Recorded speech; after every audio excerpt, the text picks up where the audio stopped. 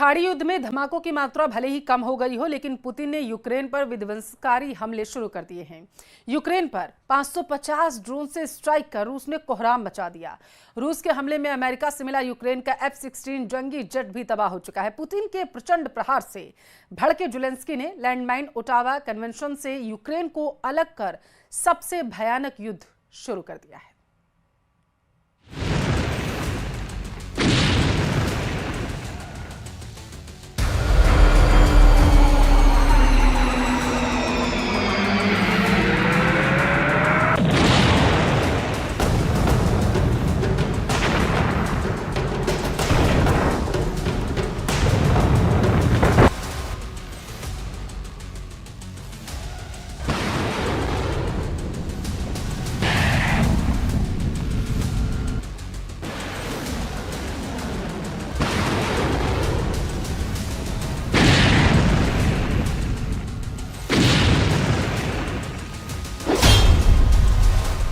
Ukraine पर भयंकर हवाई हमले, जंग में कूदा नेटो।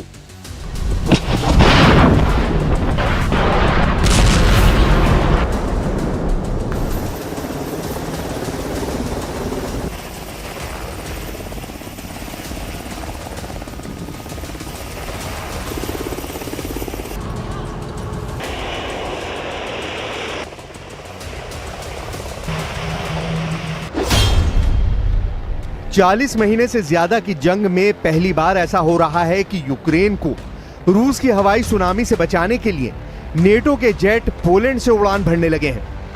दावा किया जा रहा है कि 24 और 25 जून को हेग में हुई नेटो समिट के बाद से रूस ने यूक्रेन पर अब तक के सबसे घातक और बड़े हमले किए हैं। हम आपको दिखाने जा रहे हैं कि क्या अब नेटो रूस से सीधी जंग का मन बना चुका है। क्यों नेटो के लड़ाकू जेट रूसी हमलों को रोकने के लिए बड़े पैमाने पर मिशन पर निकल चुके हैं।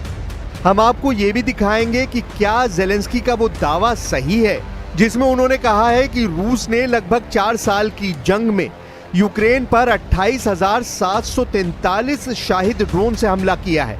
हम आपको यह भी दिखाएंगे कि क्यों रूस ने अब यूक्रेन के 5 प्रांतों को नहीं बल्कि पूरे पूर्वी यूक्रेन पर कब्जे की जंग छेड़ दी है।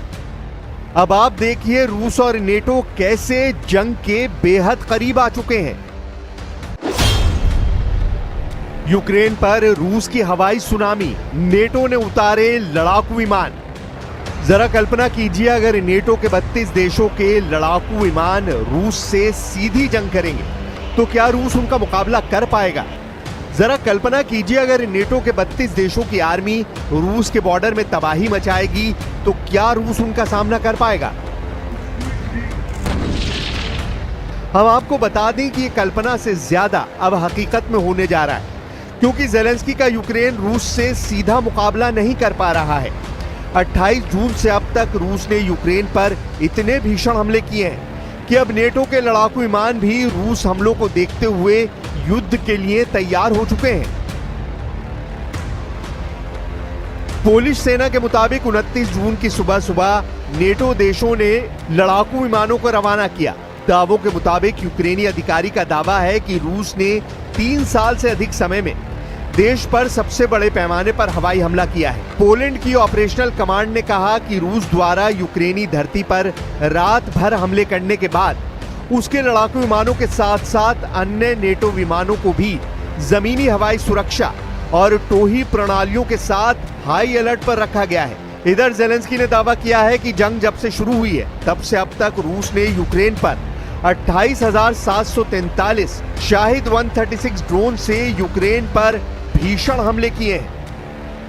Missile exploded right next to it. One way or another, life itself is the main target of these attacks. Each one showing the true nature of Putin's war. Putin की परमाणु धमकी, एटम बम से सर्वनाश युद्ध।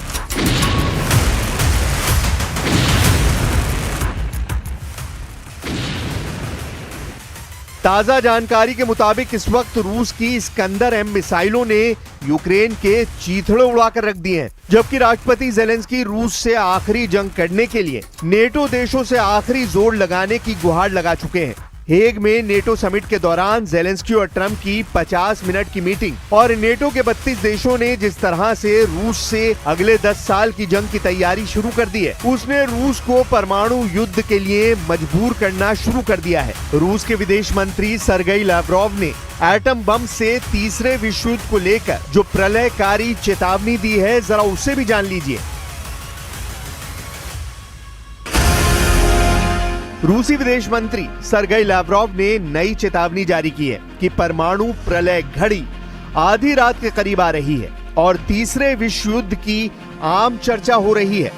Lavrov ने दावा किया है कि रूस ऐसी परमाणु तबाही से बचने के लिए काम कर रहा है और राष्ट्रपति डोनाल्ड ट्रंप की सामान्य बुद्धि की इसलिए प्रशंसा कर रहा है ताकि अमेरिका और नेटो परमाणु तबाही से बच सके। रूस की सरकारी समाचार एजेंसी तास के मुताबिक तुर्कमेनिस्तान के विदेश मंत्रालय के एक भाषण में लावरोव ने कहा, वैश्विक सुरक्षा शायद आज सबसे महत्वपूर्ण मुद्दा है, खासकर जब कुख्यात परमाणु प्रलय घड़ी आधी रात की ओर बढ़ रही है। ऐसी स्थिति को रोकना आवश्यक है और हम तबाही को रोकने के प्रयासों में सक्रिय रूप से लगे हुए हैं।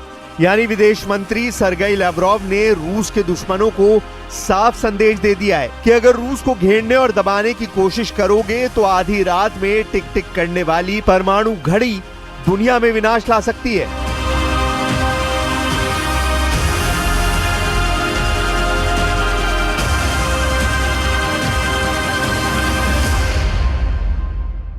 Потому что в нашей ядерной доктрине, и здравый смысл, и практика наших действий всегда говорит о том, что мы всегда отвечаем на все угрозы, которые нам создают, зеркально. रूस की हवाई सुनामी, यूक्रेन के उड़े चीथड़े।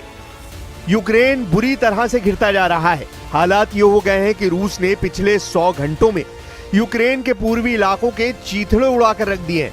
कोहराम मचाती रूसी सेना यूक्रेन को संभलने का मौका नहीं दे रही है।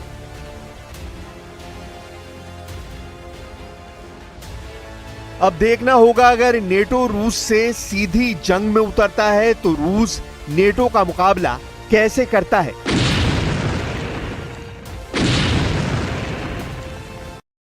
मुंबई से